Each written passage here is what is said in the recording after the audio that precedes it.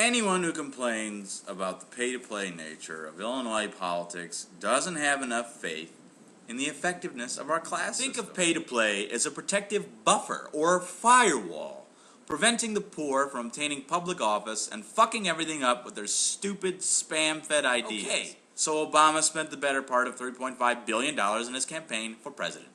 So maybe even campaigning for small-town mayor cost tens of thousands of dollars. Good! This ensures that only successful people run for office. We have a measurement for the value of human life in America. It's called money.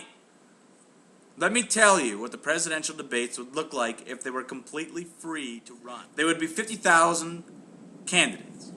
At least 200 of them would be running on platforms centered around NASCAR. At least 1,000 would call for the destruction of countries they couldn't spell, pronounce, or locate on a globe. A 26-year-old Wiccan single mother who lives with her parents would want to cut all military spending and reallocate the funds to give spiritual wellness grants to other kin. Presidential debates would have to be held in the Superdome. Each candidate would have approximately half a second to respond to each question, and many of them would just shout penis at the top of their lungs to try to make the evening news. The event would last 5 days. In the end, we'd elect some 35-year-old mouth breather in a hoodie with a skull on it, who, after holding his inauguration at a monster truck rally, would make Steven Seagal the poet laureate.